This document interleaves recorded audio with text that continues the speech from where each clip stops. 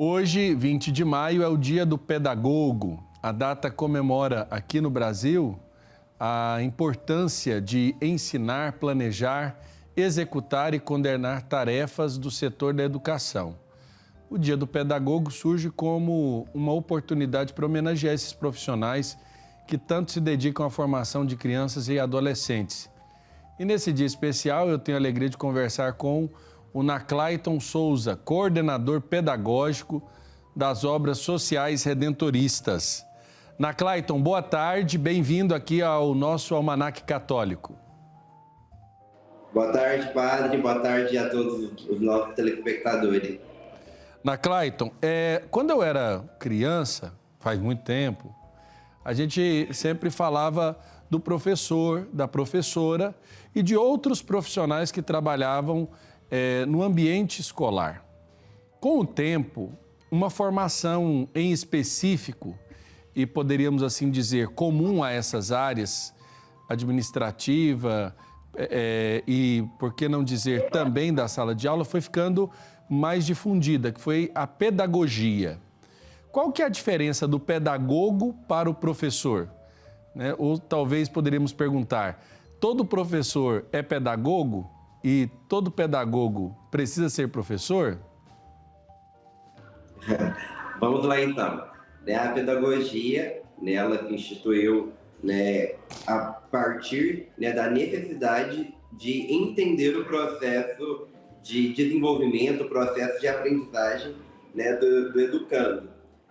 No Brasil, antes, a primeira fase do ensino fundamental, ela tinha professores que não era ainda a nível de uma formação acadêmica. Até então era tido como profissional da área, pessoas que terminavam ali o ensino médio e tinham técnico em magistério. Com o passar do tempo, houve aí a necessidade de que esse profissional ele fosse mais preparado para lidar aí com esse processo de aprendizagem, lidar aí com esse processo de entender toda a parte pedagógica, mas também todos os campos ligados à educação. Então, hoje, a gente pode ver que o pedagogo ele é o professor, responsável ali pelo ensino de primeira fase, desde a educação infantil até o fundamental, fase 1, e a partir do fundamental 2 e médio é que entram os professores de área, que nós chamamos. Então, todo pedagogo, ele é sim um professor, ele tem ali a responsabilidade de guiar o conhecimento, de mediar a aprendizagem, e fazer toda essa magia, toda essa questão aí que a educação proporciona de forma tão prazerosa. Você é formado em pedagogia também? Sim, eu sou pedagogo e também sou matemático. Perfeito. Quando a gente trata, por exemplo, da pedagogia, eu queria que você pudesse exemplificar as áreas de atuação que um pedagogo pode atuar. Porque, é claro, ele pode estar ali à frente de uma turma, trabalhando uma certa disciplina dentro da sala de aula, mas ser pedagogo é muito mais que isso, né? Sim, o exercício da educação em si ele é muito amplo nesse sentido. E o pedagogo ele tem como missão estar ali no campo de educação, mas isso em diferentes níveis. Quando a gente fala de educação, não se limita somente à escola. Hoje nós temos a pedagogia hospitalar, nós temos a pedagogia empresarial, que são campos também que o pedagogo ele pode estar atuando. Recentemente mesmo eu fiz um trabalho para uma empresa muito bacana nessa linha de pedagogia empresarial que até então foi novo para mim. Você lidar ali com o processo de RH, correção de atividades, que também é uma área que vem ganhando bastante força. E dentro das instituições, o pedagogo, além de estar ali responsável por ministrar conteúdos, corrigir atividades e acompanhar o processo de aprendizagem, ele também é o profissional que pode estar ali à frente de coordenação pedagógica, da gestão da escola, nesse campo também administrativo. Como se dá o seu trabalho como coordenador pedagógico das obras sociais redentoristas aqui da província de Goiás? Então, eu estou nas obras enquanto profissional há 10 anos já, né? Mas se eu for colocar em questão de vida, dá quase a minha vida toda aí, que eu acho que eu vou falar a minha idade aqui, não. É, mas desde que eu estou na coordenação, né, tem sido cada dia um processo de novas aprendizagens. Por mais que eu esteja também, né, na escola, né, em outros períodos, quando eu não estou nas obras, mas o trabalho em si, né, social ligado à pedagogia, ele é muito marcante. Né? Ele traz uma energia que é surreal, né, de você, além de compreender todas essas questões pedagógicas, você entender o contexto social da criança, você lidar ali com as famílias, às vezes em vulnerabilidade, né? Poder mediar isso com a questão, né, da fé, isso é muito bacana. Né? Então, nosso trabalho enquanto obra social, né, enquanto trabalho evangelizador, ele faz total diferença. Né? Porque você poder relacionar a educação, né, e dentro aí de princípios também, né, da nossa igreja, isso faz com que o trabalho seja ainda mais magnífico. Então, nas obras sociais hoje, eu acompanho todos os centros com as atividades pedagógicas, os educadores, tanto na parte de planejamento, execução e também aí de atendimento às famílias. Agora, quando nós falamos de obras sociais redentoristas aqui na província, nós estamos dizendo especificamente do quê e de quantas pessoas que são alcançadas de modo direto? Hoje, nas obras sociais redentoristas, né, as daqui de Trindade, que são as que eu acompanho, e nós estamos falando do CESP, né, o Centro Social Pai Eterno, o Centro Social Redentorista e o Centro Social Redentorista São Clemente, localizado no Mariápolis. Hoje, o nosso trabalho, né, ele alcança aí, em média, 900 pessoas. Né, e é um trabalho muito dinâmico, que a gente atende desde as crianças, né, com esse trabalho pedagógico mesmo, de aprendizagem, de oficinas, mas isso se estende, né, até a terceira idade, onde a gente atende hidroginástica, natação, artesanato, que não deixa também de ser aí uma forma e um mecanismo de aprendizagem, né, que faz total diferença. E são quantas as crianças atendidas? Crianças hoje que nós atendemos são 500 crianças. Quando nós pensamos nas atividades, e aí atividades relacionadas à sua área do ponto de vista da pedagogia, quais são as atividades oferecidas a essas crianças para que elas tenham contato, então, com a sua área de domínio dentro da coordenação pedagógica? Então, nosso trabalho começa a partir de planejamento. Né? Todos os anos, eu sento com a nossa equipe de educadores e a gente traça, então, algumas metas para o semestre. A partir disso, eu crio projetos mensais, né? Onde, ali, com os educadores, a todo mês a gente conversa, fala sobre essa mediação, fala sobre o que nós vamos executar e é onde as crianças elas têm acesso, né? Atividades, tanto de escrita quanto desenho, leitura, recorte, porque nós, enquanto obras sociais, por ter, né, essa particularidade, nós atendemos ele no contraturno escolar. Então a criança está um período na escola e no outro período ele vem ficar com a gente, onde a gente pode potencializar as aprendizagens que ele já sabe ou às vezes até corrigir através aí de um reforço escolar e das outras atividades propostas pelo trabalho social. E diante das implicações da educação infantil, quais são os maiores desafios que um pedagogo ou pedagoga encontram nessa área em específico da educação? Hoje, na educação infantil, né, que ela vem aí a partir dos 2 anos de idade, né, a gente vem tanto a parte do cuidado quanto da aprendizagem, que é onde todo profissional ele precisa galgar isso daí, né? Precisa ter essa linha de raciocínio, que não é só um cuidado por si só, né, tem todo um planejamento acerca disso, né? Desde ali para você desfraldar uma criança, para você quebrar, né, aquela dependência materna que às vezes eles têm. Então, tudo isso são mecanismos e, claro, são processos que a gente enfrenta.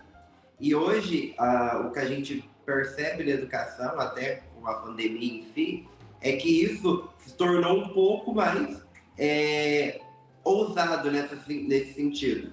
Né? Porque as crianças hoje, elas precisam, né, que esses percalços causados pela pandemia em si, eles sejam sanados. Então, hoje, a educação como um todo, né, tá correndo atrás desses prejuízos em relação à aprendizagem, mas também em resgatar essas crianças que, querendo ou não, ficaram muito tempo em casa, né, e hoje precisam correr atrás desse prejuízo, tanto aprendizado quanto de vínculo com a instituição.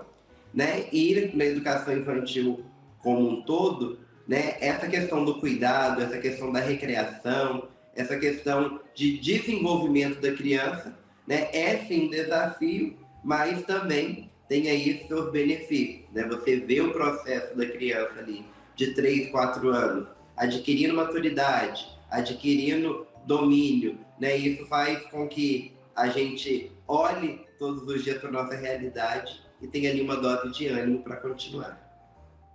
Perfeito.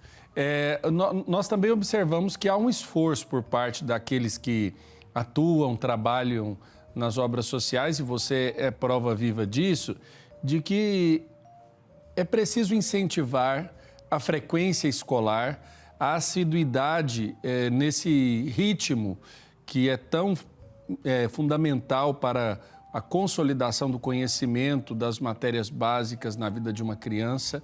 Como é feita essa complementação de educação dentro das obras sociais? Vocês oferecem a educação básica, vocês atuam dentro da complementação, a pedagogia alcança também áreas de recreação, de desenvolvimento cognitivo da criança como um todo? Então, nós, enquanto obras sociais, eles ficam conosco em período contrário da escola. Né? Então, aqui dentro do nosso currículo de atividades, a gente consegue, né, desenvolver oficinas literárias, oficinas de escrita, pintura, que vão complementar, né? Vai ajudar que essa criança, se ela tiver com algum atraso, se tiver com alguma dificuldade, né, através das nossas atividades, ela vai poder, talvez, nivelar esse conhecimento. Né? A escola vai fazer esse papel, né, de desenvolver os conteúdos básicos, né? E nós ficamos com essa parte mesmo de socializar, né, de dar recreação e também, né, de nivelamento aí dessa aprendizagem. Hoje a criança, para ela estar nas obras sociais redentoristas, ela precisa estar na escola, tanto que é uma busca incisiva que a gente faz, né, de ver se todos estão matriculados, né, se estão assíduos na escola, tanto que nós pedimos essa documentação para a escola também, para que a gente consiga, né, ter essa ponte entre família, criança, escola, né, e obras sociais, que são os locais onde a mesma está ligada. Perfeito. Nós estamos vendo aí algumas cenas, né, das obras sociais. Qual que é a faixa etária mais, digamos assim, atendida nas obras sociais, dentre aqueles que têm a sua permanência, têm a sua parte do seu dia dentro das obras sociais, na Clayton? Nós atendemos o público infantil de 2 anos de idade até os 12 anos. Porém, essa faixa etária da educação infantil é a que tem mais procura.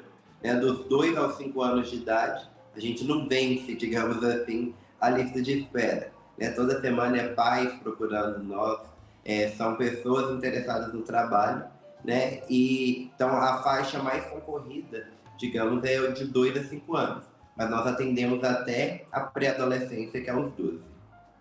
Perfeito. Na Clayton, nós temos agora que fazer um intervalo, agora 3h58. Na volta, eu gostaria que você falasse sobre a atuação dos pedagogos e pedagogas nas obras sociais, em específico aqueles que atuam diretamente com as turmas, dentro das atividades lúdicas que são desenvolvidas.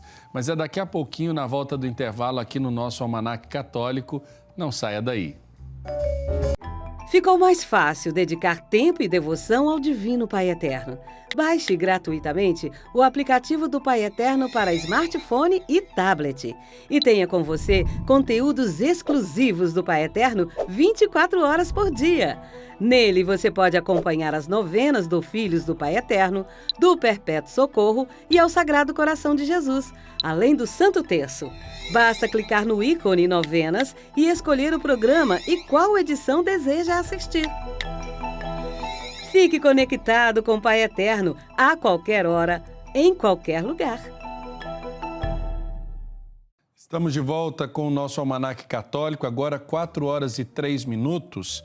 Quero aqui registrar algumas participações aqui do programa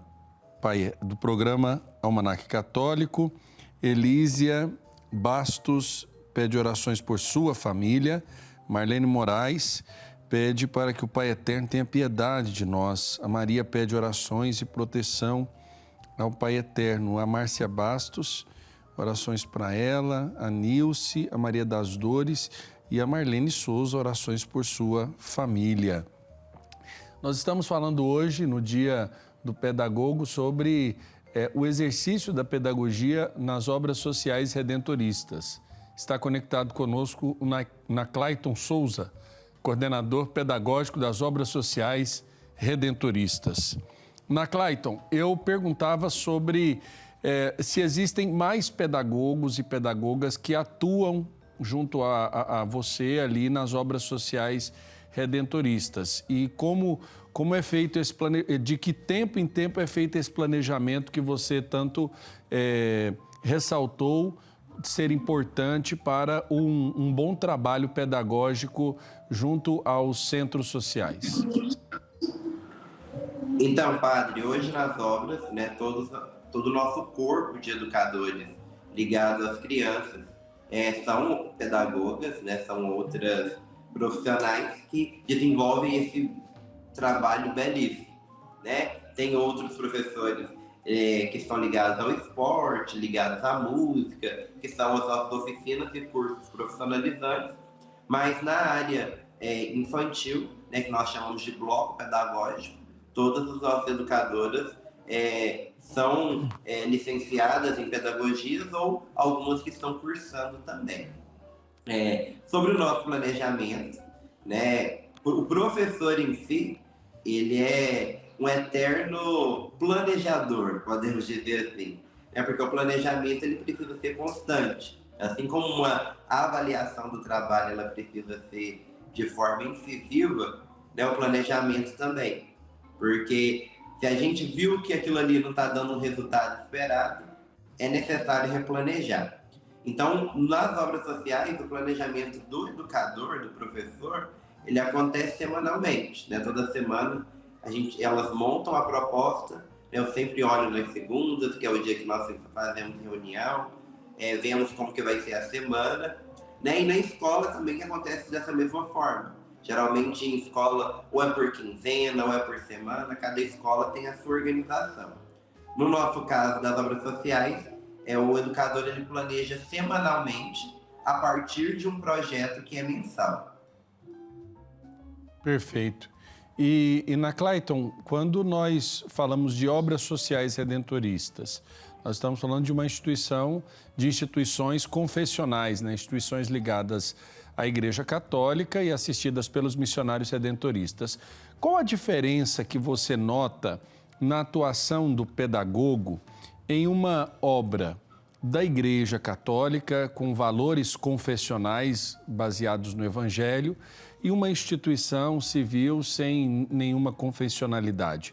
Existe uma maior dificuldade ou existe uma maior facilidade em se atuar em uma instituição com a responsabilidade que tem as instituições ligadas à Igreja Católica? Eu acredito, e defendo que nós, por estarmos ligados à Igreja, nós temos um grande diferencial no trabalho, tanto em questão questão qualitativa, né, mas principalmente no que tange a questão disciplinar, que hoje é o grande desafio da educação no Brasil, né? E quando você pode, digamos ali, instruir a criança, instruir até mesmo o adulto, né? Mas dentro de uma concepção, né, ligada também à fé, à doutrina, isso faz total diferença, né? A gente percebe essa evolução da criança, não só a nível intelectual, mas na questão de crescimento de valores, na mudança de comportamento, né, na mudança ali de, às vezes, de conhecer, né, uma realidade diferente, e isso então faz total diferença. Então, hoje o profissional, né, que ele está lá, por exemplo, na educação básica, de forma laica, né, numa instituição civil, ele acaba tendo maior dificuldade. Eu falo porque eu experimento diariamente das duas realidades, né? Durante a noite, por exemplo, eu coordeno uma escola de ensino médio. Então, a gente vê essa diferença de quando você trabalha ali ligado nessa concepção, né, de construir a partir do que Deus quer, de fazer aquilo que Deus quer e ensinar isso de uma forma, digamos, sem, né, esses embasamentos da nossa fé, acaba se tornando mais difícil e acaba se tornando também até mais pesado, no sentido de que se você tem isso enraizado em você, vez ou outra isso acaba extravasando.